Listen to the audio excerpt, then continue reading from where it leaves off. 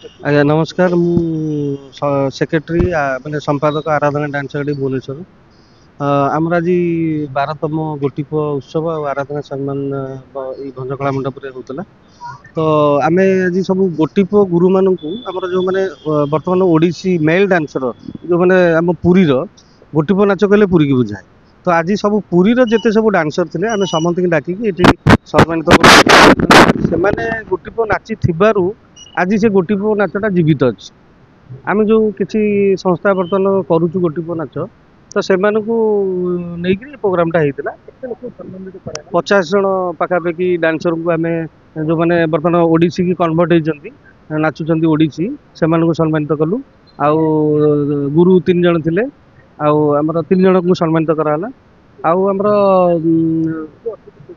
ମୁଖ୍ୟ ଅତିଥି ଆମର ଡକ୍ଟର ସ୍ନେହପ୍ରଭା ସାମନ୍ତରାୟ ଥିଲେ, ଗୁରୁ ଧନେଶ୍ୱର ସ୍ୱାଇଁ ଥିଲେ, ଗୁରୁ ଗୋବିନ୍ଦ ପାଳ ଚନ୍ଦ୍ର ସାର୍ ଥିଲେ, ଗୋପାଳ ମହାପାତ୍ର ସାର୍ ଥିଲେ, ଆଉ ମୀନାକ୍ଷୀ ବେହେରା ମ୍ୟାଡ଼ାମ ଥିଲେ, ଆଉ ବିଜୟ କୁମାର ସାହୁ, ଆଉ ଆମର ଏଇମାନେ ସବୁ ଅତିଥି ଭାବରେ ଥିଲେ। ସେଇଥିପାଇଁ ତ ଏ ମହୋତ୍ସବର ଆୟୋଜନ।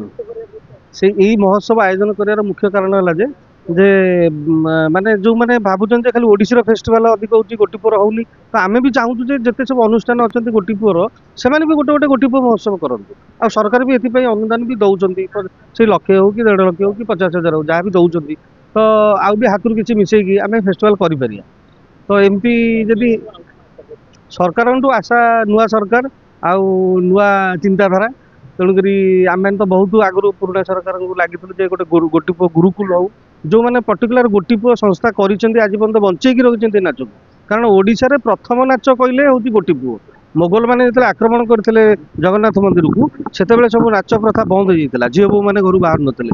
ସେତେବେଳେ ଗୋଟିପୁଅ ନାଚରେ ପୁଅମାନଙ୍କୁ ଝିଅ ବେଶ କରିବାକୁ ନଚା ହେଇଥିଲା ପୁରୀ 7 ସାହି ଆଖଡ଼ାରେ। ଇଏ ପରମ୍ପରା ଆମେ କହୁନୁ, ଆମ ଗୁରୁମାନେ କହିଛନ୍ତି। ଆପଣ ଜଗନ୍ନାଥ ସଂସ୍କୃତି ବି ଆପଣଙ୍କୁ ମିଳିପାରିବ।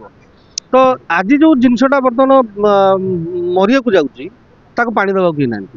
ତ ସରକାରଙ୍କୁ ଅନୁରୋଧ, ଯୋଉମାନେ ଗୁରୁକୁଳ ଚଲାଉଛନ୍ତି ସେମାନଙ୍କ ପାଇଁ ଗୋଟେ ଗୁରୁକୁଲ ଗଭର୍ଣ୍ଣମେଣ୍ଟରୁ କିଛି ଜାଗା ତାଙ୍କୁ ଦିଆଯାଉ ଗୁରୁକୁଲ ପାଇଁ।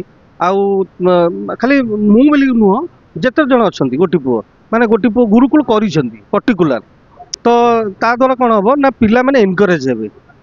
ଆଜିକାଲି ତ ସମସ୍ତେ ଆପଣ ଜାଣିଛନ୍ତି, ଛୋଟଠୁ ବଡ଼ ପର୍ଯ୍ୟନ୍ତ ମାନେ ନିଶାରେ ମସଗୁଲ ହେଇକି ବୁଲୁଛନ୍ତି।